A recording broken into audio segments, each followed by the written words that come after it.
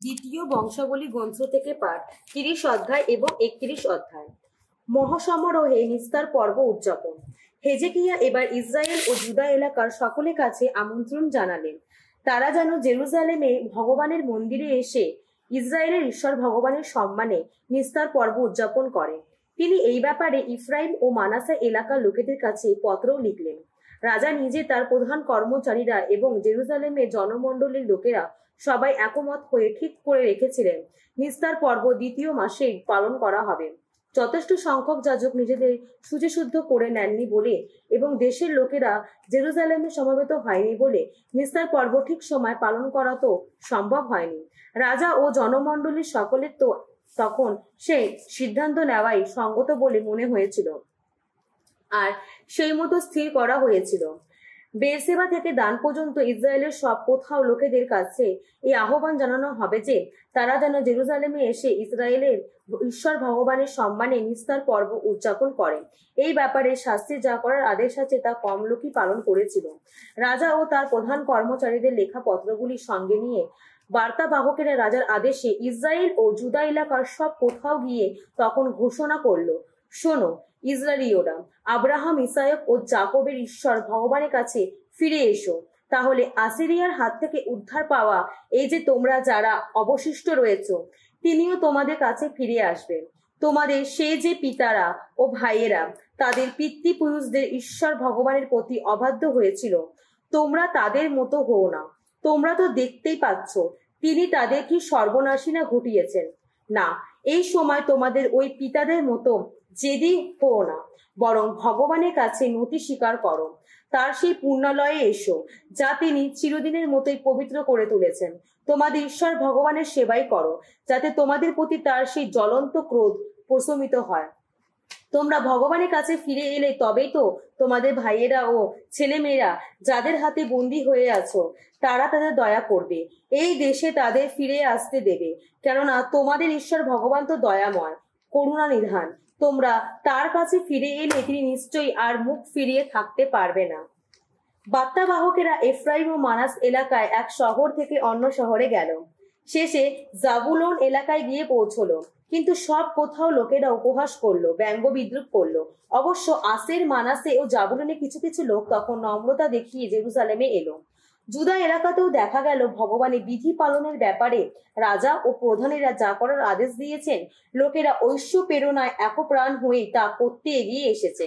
বহু লোক দ্বিতীয় মাসে চরপটি পর্ব উদযাপন করবার জন্যে জেরুজালেমে সমবেত হলো। কি বিপুল বিশাল সেই জনসমাবেশ! তারা কাজে নেমে গেল। জেরুজালেমে যত পূজাবেদী তখন ছিল তারা সেই সবই ভেঙে ফেললো, আর ভেঙে ফেললো যত ধূনাবেদী সবই তারা কিদ্রন গিরিখাদে ফেলে দিল। দ্বিতীয় মাসে চতুর্দশ দিনে নিস্তার পর্বীয় বলিটিকে জবাই করা হলো। ইতিমধ্যে যাজকেরা ও লেবীয়রা লজ্জায় পড়ে নিজেদের শুচিশুদ্ধ করে নিয়েছিলেন এবং পূর্ণাহুতির বলিগুলি ভগবানের মন্দিরে এনে রেখেছিলেন। ঈশ্বরের সেই আপন মানুষ মোশির বিধান অনুযায়ী তাদের যেখানে যেখানে দাঁড়িয়ে থাকার নিয়ম ছিল তারা তখন সেখানে সেখানে দাঁড়িয়েছিলেন। লেবীয়দের হাত থেকে রক্তের পাত্রটি নিয়ে যাজকেরা যজ্ঞবেদীর গায়ে রক্তে ঢেলে দিতে লাগলেন। সেখানে সমবেত লোকেদের মধ্যে অনেকে নিজেদের শুচিশুদ্ধ করে নেয়নি বলে তখন লেবীয়দেরই হাতে পড়ল অশুচি ওই যত লোকের নিস্তার পর্বীয় বলিগুলি জবাই করার ভার, যাতে সেগুলি ভগবানের কাছে নিবেদনের যোগ্য হয়ে ওঠে। তখন তো বেশিরভাগ লোক, বিশেষ করে যারা এফরাইম, মানাসে, ইসাখার ও জাবুলন এলাকা থেকে এসেছিল, তাদের অনেকেই শুচিশুদ্ধ অবস্থা না থেকে নিস্তার পর্বীয় বলির মাংস খেলো, শাস্ত্রের নিয়ম ভঙ্গ করলো। সেই সময় হেজেকিয়া তাদেরই কথা ভেবে এই প্রার্থনা জানালেন, যে কেউ সূচি অবস্থায় না থেকেও মনপ্রাণ দিয়ে তার পিতৃপুরুষদের ঈশ্বর স্বয়ং ভগবানের অন্বেষী হয়েছে, মঙ্গলময় ভগবান যেন তাকে ক্ষমা করেন। ভগবান হেজেকিয়ার ডাকে সাড়া দিলেন। তিনি ওসব লোককে শাস্তি না দিয়েই রেহাই দিলেন। যে ইসরায়েলীয়রা তখন জেরুজালেমে ছিল তারা মহা আনন্দে 7 দিন ধরে চরবটি পর্ব উদযাপন করলো। দিনের পর দিন লেবীয়রা ও যাজকেরা ভগবানের সম্মানে প্রবল উদ্দীপনার সঙ্গে তাদের বাদ্যযন্ত্র বাজিয়ে ভগবানের বন্দনা করে চললেন। যে সমস্ত লেবীয়ের অন্তরে ভগবত সেবা যত জ্ঞান বুদ্ধি ছিল, হেজেকিয়া তখন তাদের আরো উৎসাহ দিলেন। পুরো 7 দিন ধরে যত মিলনযজ্ঞ উৎসর্গ করে এবং মুক্ত কণ্ঠে তাদের পিতৃপুরুষদের ঈশ্বর ভগবানের প্রশস্তি করে তারা উৎসব পালন করলেন। শেষে সেখানে সমবেত সবাই একমত হয়ে ঠিক করলো আরো 7 দিন উৎসব চলবে। সেই মতো তখন আনন্দের মধ্যে আরো 7 দিন ধরে উৎসব পালন করা হলো। জুদার রাজা হেজেকিয়া তো সেখানে সমবেত লোকেদের জন্য 1000 বিষ ও 7000 মেষ ও ছাগল আলাদা করে রেখেছিলেন। এদিকে প্রধানীরা সেখানে সমবেত লোকেদের জন্য 1000 বিষ ও 10,000 মেষ ও ছাগল আলাদা করে রেখেছিলেন। এই সময় অনেক যাজক নিজেদের শুচিশুদ্ধ করে নিয়েছিলেন। সেখানে সমবেত সমস্ত যুদীয় সমস্ত যাজক ও লেবীয় ইসরায়েল থেকে আসা সবাই এবং যে সমস্ত প্রবাসী হয় ইসরায়েল এলাকা থেকে এসেছিল না হয় জুদা এলাকায় বাস করত, তারা সকলেই তখন সমান আনন্দ ভোগ করলো। সেই সময় জেরুজালেমে জুড়ে মহা আনন্দেরই সাড়া পড়ে গেল। ইসরায়েলের রাজা দাউদের পুত্র সলোমনের আমল থেকে তা জেরুজালেমে তেমন ঘটনা ঘটেনি। লেবীয় যাজকেরা এবার উঠে দাঁড়িয়ে সেখানে উপস্থিত সকলকে আশীর্বাদ করলেন। তারা এই যা বললেন ঈশ্বর তা শুনলেন। তাদের যাচনা তো তার সেই পুণ্যধামে অর্থাৎ স্বর্গলোকে গিয়ে পৌঁছলো। এইসব অনুষ্ঠান শেষ হওয়ার পর ইসরায়েলের যে সমস্ত লোক সেখানে উপস্থিত ছিল তারা এবার জুদা দেশের শহরগুলিতে গিয়ে সেখানকার ধর্মস্তম্ভগুলো ভেঙে চুরমার করে দিল, আশেরাগুলো টুকরো টুকরো করে দিল, উচ্চ যত পূজন স্থান ও যজ্ঞবেদী ও ধূলিসাৎ করে দিল। তারা জুদা, বেঞ্জামিন, এফরাইম ও মানাসে এলাকার সব কোথাও ও সবকিছু একেবারে নিশ্চিহ্ন করে দিল। তারপর ইসরায়েলীয়রা সবাই যে যার শহরে যার যেখানে ভূসম্পত্তি ছিল সেখানে ফিরে গেল। হেজেকিয়া তখন যাজকদের ও লেবীয়দের পালনীয় বিভিন্ন কর্মদায়িত্ব আবার নির্দিষ্ট করে দিলেন। পূর্ণাহুতি ও মিলনযজ্ঞের ব্যাপারে, পূজন কর্মের সমস্ত ব্যাপারে এবং ভগবানের আবাসটির বিভিন্ন প্রাঙ্গণ দ্বারে জায়গায় ও জয়গান ও স্তুতিগান গাওয়ার ব্যাপারে তিনি যাজকদের ও লেবীয়দের প্রত্যেককেই তার নিজস্ব কর্মদায়িত্ব দিলেন। তাছাড়া ভগবানের বিধান গ্রন্থের নির্দেশ অনুসারে প্রতি সকালে ও সন্ধ্যায়, বিশ্রামবারের দিনে, অমাবস্যার দিনে ও পালা পর্বণের দিনে যেসব পুণ্যাহুতি দেওয়ার কথা সেই সব পুণ্যাহুতির খরচ চালাবার জন্য রাজা নিজস্ব আয়ের একটি অংশ আলাদা করে রাখলেন। তারপর তিনি লোকেদের অর্থাৎ জেরুজালেমের অধিবাসীদের এই আদেশ দিলেন যে যাজকদের ও লেবীয়দের যা পাওয়ার কথা লোকেরা যেন তা নিয়মিত ভাবে দেয়, যাতে যাজকেরা ও লেবীয়রা ভগবানের বিধান নিয়ে নির্দিষ্ট কাজকর্ম সম্পূর্ণ ব্যাপৃত থাকতে পারেন। এই আদেশ যখন ঘোষণা করা হলো তখন ইসরায়েলীয়রা প্রচুর পরিমাণে তাদের নতুন শস্য, সুরা, তেল ও মধুর প্রথম অংশ, তাদের জমিতে উৎপন্ন সবকিছুরই ফসলের প্রথম অংশ এনে দিল। তেমনি প্রচুর পরিমাণে তারা এনে দিল সবকিছুর 10 ভাগা নৈবেদ্য। জুদা এলাকার শহরে শহরে যে ইসরায়েলীয়রা ও জুদেয়রা বসবাস করত তারাও তখন এনে দিল যে যার গরু, ছাগল বা মেষ পালের 10 ভাগের 1 ভাগ এবং তাদের ঈশ্বর ভগবানের কাছে নিবেদিত সবকিছুরই 10 ভাগের 1 ভাগ। তাদের দেওয়া ওই সব কিছু তারা স্তূপ করে জমিয়ে রাখতে লাগলো। ওইসব কিছু জমা করার কাজ তো 3য় মাস থেকে শুরু হয়ে গেল আর তার শেষ হলো 7ম মাসে। হেজেকিয়া ও প্রধানেরা এসে যখন স্তূপীকৃত ওই সব কিছু দেখতে পেলেন তখন তারা ভগবানের ও তার জাতি ইসরায়েলের মানুষদের প্রশস্তি করলেন। অর্ঘ্যগুলি কেন ওইভাবে স্তূপীকৃত অবস্থায় পড়ে আছেন? হেজেকিয়া যখন যাজকদের ও লেবীয়দের সেই প্রশ্ন করলেন তখন মুখ্য যাজক আজারিয়া, যিনি ছিলেন সাদক বংশের মানুষ, তিনি এই উত্তর দিলেন, যে সময় থেকে লোকেরা ওসব নৈবেদ্য ভগবানের মন্দিরে আনতে শুরু করেছে সেই সময় থেকে আমরা পেট ভরে খেতে পেরেছি, তাতেও কিন্তু অনেক কিছুই বেঁচে গেছে, কেননা ভগবান তার এই জাতির মানুষদের আশীষ ধন্য করেছেন। ওই তো কত কিছু পড়ে রয়েছে। হেজেকিয়া এবার আদেশ দিলেন ভগবানের মন্দির এলাকায় যেন কয়েকটি ভান্ডার তৈরি করা হয়। সেগুলি তৈরি করা হলো। তারপর সেখানে সযত্নে তুলে রাখা হলো অর্ঘ্য হিসাবে এনে দেওয়া ওই সব কিছু, ওই 10 ভাগা যত নৈবেদ্য এবং লোকেদের নিবেদিত অন্ন যত কিছু, তা দেখাশোনা করার দায়িত্ব দেওয়া হলো লেবীয় কোনানিয়ার হাতে। তার ভাই সিমিও ও তার সহকারী হলেন রাজা হেজেকিয়া এবং ঈশ্বরের মন্দিরের প্রধান অধ্যক্ষ আজারিয়া। তখন জেহিলকে, আজাজিয়াকে, নাহাতকে, আসাহেলকে, জেরিমতকে, জোজাবাদকে, এলিয়েলকে, ইসমাখিয়াকে, মাহাতকে ও বেনায়াককে কোনানিয়া ও তার ভাই সিমিয়ের অধীনে তদারকির কাজে নিযুক্ত করলেন। লেবীয় ইম্মার পুত্র কোরে, যিনি পূব দিকে তোরণটির দ্বাররক্ষী ছিলেন, তারই হাতে ছিল ঈশ্বরের কাছে উৎসর্গ করা যত স্বেচ্ছা নৈবেদ্যের ভার, ভগবানের জন্য আলাদা করে রাখা সবকিছু এবং পরম পবিত্র সমস্ত খাদ্য বিতরণ করার কাজ ও তার হাতে ছিল। তার অধীনে ছিলেন এদেন, মিনিয়ামিন, জেসুয়া, সেমায়া, আমারিয়া ও সেখানিয়া। এদের কাজ ছিল যাজকদের নগরে নগরে এদের গোষ্ঠী ভাইদের মধ্যে যথাযথভাবে খাদ্য বিতরণ করা, বিভিন্ন দলের কম বয়সী বা বেশি বয়সী সকলের মধ্যে তা সমানভাবে বিতরণ করা। তাছাড়া এদের খাদ্য বিতরণ করতে হতো 3 বছর বয়সী কিংবা তার চেয়ে বেশি বয়সী সেই সমস্ত পুরুষ মানুষদের মধ্যে যাদের নাম নথিভুক্ত ছিল, যারা প্রতিদিনের প্রয়োজন মতো তাদের কর্মদায়িত্ব অনুসারে করণীয় কাজকর্ম করবার জন্য ভগবানের মন্দিরে যেত। যাজকদের নাম নথিভুক্ত করে রাখা হতো তাদের পিতৃবংশ অনুসারে। 20 বছর বয়সী বা তার চেয়ে বেশি বয়সী লেবীয়দের নাম নথিভুক্ত করে রাখা হতো তাদের কর্মদায়িত্ব ও কাজের পালা অনুসারে। তাছাড়া তাদের সব ছোট ছেলে মেয়ের নাম এবং তাদের স্ত্রী ও পুত্র কন্যাদের নামও গোটা জনমণ্ডলীর নাম তালিকায় নথিভুক্ত করা হতো, কেননা তারা তো নিজেদের সুচিতা রক্ষণে নিষ্ঠাবান ছিল। আরোনের যে বংশধরেরা অর্থাৎ যে যাজকেরা তাদের নগরগুলির চারিপাশের এলাকার কোনো না কোনো জমিতে থাকতেন, প্রতিটি নগরে নাম করে নির্দিষ্ট করে এমন কয়েকজন লোক ছিল, তাদের কাজ ছিল সেই যাজক বংশের প্রত্যেক পুরুষ মানুষকে এবং নথিভুক্ত প্রত্যেক লেবীয়কে খাদ্যের বরাদ্দ দেওয়া। হেজেকিয়া জুদা এলাকার সব কোথাও সেই ব্যবস্থা করলেন। তার ঈশ্বর ভগবানের দৃষ্টিতে যা ভালো, যা ধর্মসম্মত, যে কাজে প্রকাশ পায় ঈশ্বরের প্রতি বিশ্বস্ততা, হেজেকিয়া তেমন সব কাজই করলেন। ঈশ্বরের মন্দিরে উপাসনার ব্যবস্থা করার জন্য এবং ঐশ্ব বিধান আর ঐশ্ব আদেশবাণী পালন করবার জন্য তিনি যেসব কাজে হাত দিলেন, সেই সব কাজে তারা ঈশ্বরের অন্বেষণের একই আপ্রাণ চেষ্টা সক্রিয় ছিল। তাই তো তিনি কৃতকার্য হয়েছিলেন। প্রবচন গ্রন্থ থেকে পাঠ 22 অধ্যায় 1 থেকে 16 পদ।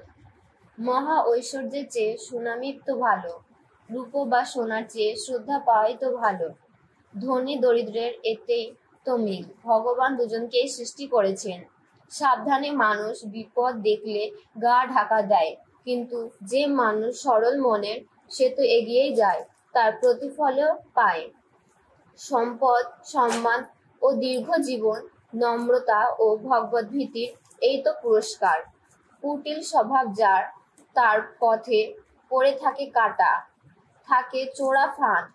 যে নিজের প্রাণটাকে বাঁচাতে চায় সে তো ওই পথ থেকে দূরে দূরে থাকে। সুর থেকে কিশোরকে ঠিক পথে চলতে শেখাও, সে বৃদ্ধ বয়সেও সেই পথ থেকে সরে যাবে না কখনো।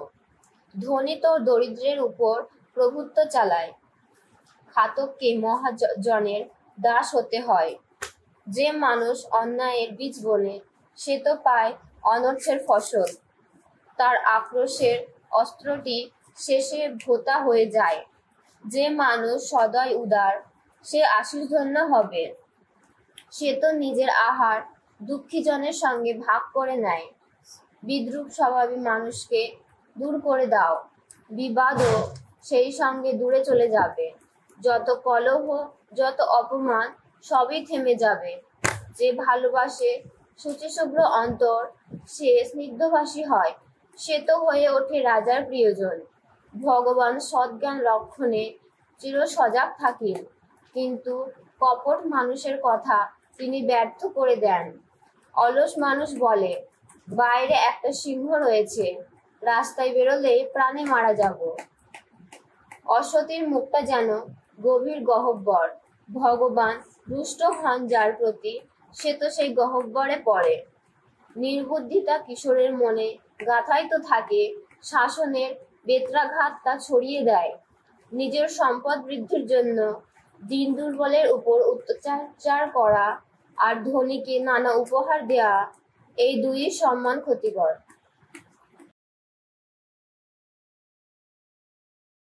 রোমীয়দের কাছে সাধু পলের ধর্মপত্র, অধ্যায় 12। এখন ঈশ্বর শত করুণার কথা মনে করিয়ে দিয়ে আমি, ভাই, তোমাদের অনুরোধ করছি, তোমরা ঈশ্বরের চরণে নিজেদের দেহমন নিবেদন করো, এক প্রাণময় পবিত্র ঈশ্বরের গ্রহণীয় যোগ্য নৈবেদ্য রূপে এমনই হোক তোমাদের আধ্যাত্মিক উপাসনা। এই ধর্মযুগ তোমরা যেন মেনে চলো না, বরং তোমাদের মনটা নবীন হয়ে উঠুক, তোমাদের সমস্ত সত্তার পরিবর্তন ঘটুক। তোমরা তবেই তো বিচার করতে পারবে পরমেশ্বর কি চান, অর্থাৎ তার দৃষ্টিতে কি বা শ্রেয়, কি বা গ্রহণীয়, আর কি বা সম্পূর্ণ পবিত্র। পরমেশ্বর আমাকে যে আধ্যাত্মিক দায়িত্ব দিয়েছেন সেই দায়িত্বের কথা মনে করিয়ে দিয়ে আমি তোমাদের প্রত্যেককেই বলছি, নিজের সম্বন্ধে যেমন ধারণা থাকা উচিত তার চেয়ে উঁচু ধারণা পোষণ করো না, বরং তোমাদের অন্তরে পরমেশ্বর যাকে যেমন খ্রিস্ট বিশ্বাস দিয়েছেন, তোমরা সেই মতোই নিজেদের সম্বন্ধে সমীচীন ধারণাই পোষণ করো। কারণ আমাদের এই এক দেহে যেমন অনেকগুলি অঙ্গ প্রত্যঙ্গ আছে এবং সকল অঙ্গের কাজ যেমন এক নয়, আমরাও তেমনি অনেক হয়েও খ্রিস্টের সঙ্গে মিলনাবদ্ধ বলেই এক দেহ, এবং ব্যক্তিগত সম্পর্কে আমরা পরস্পরের অঙ্গ প্রত্যঙ্গ। আমাদের প্রত্যেকের প্রতি পরমেশ্বরের স্বতন্ত্র অনুগ্রহ অনুসারে আমরা প্রত্যেকে ভিন্ন ভিন্ন আধ্যাত্মিক শক্তির অধিকারী। কাজেই যার প্রাবর্তিত বাণী ঘোষণা করার শক্তি আছে, সে তা প্রয়োগ করুক তার বিশ্বাসবোধের গভীরতা অনুসারে। যার আছে সেবাকর্মের শক্তি, সে তো সেবাকর্মের প্রয়োগ করুক। ধর্মশিক্ষক ধর্মশিক্ষার কাজই করুক, উপদেষ্টা উপদেশনেরই কাজ করুক, সহজ দাতা উদারভাবে সাহায্য দান করুক। কর্তৃত্ব যার হাতে, সে সযত্নেই কর্তৃত্ব করুক। দয়া দাক্ষিণ্য যে করে, সে আনন্দের সঙ্গেই তা করুক। তোমাদের ভালোবাসার মধ্যে যেন কোনো ভান না থাকে। অসৎ যাহা কিছু তাহা ঘৃণা করো, যা সৎ তা আঁকড়েই ধরো। ভাতৃপ্রেম যেন তোমাদের মধ্যে গভীর স্নেহবন্ধন গড়ে তোলে। তোমরা একে অন্যকে বেশি সম্মানের যোগ্য বলেই মনে করো। নিরলস আগ্রহ নিয়ে উদ্দীপ্ত হৃদয়ে তোমরা প্রভুর সেবা করে যাও। আশা তোমাদের মনটাকে আনন্দিত করে রাখুক। তোমরা দুঃখ কষ্টে সহিষ্ণু হও, প্রার্থনায় নিষ্ঠাবান হয়ে থাকো। খ্রিস্ট ভক্তদের অভাব অনটন তোমরা ভাগ করে নাও। অতিথি সেবায় হও যত্নবান। যারা তোমাদের নির্যাতন করে, আশীর্বাদ করো, তাদের আশীর্বাদ করো, অভিশাপ দিও না কখনো। যারা আনন্দ করে তাদের সঙ্গে আনন্দ করো, যারা কাঁদে তাদের সঙ্গে কাঁদো। তোমরা পরস্পর এক প্রাণ হও। তোমরা গর্ভদত্ত হইও না, বরং দীনহীন মানুষ যারা, তাদের সঙ্গে সম্পর্ক রেখে চলো। আত্মগর্বে তোমরা নিজেদের জ্ঞানী বলে মনে করো না।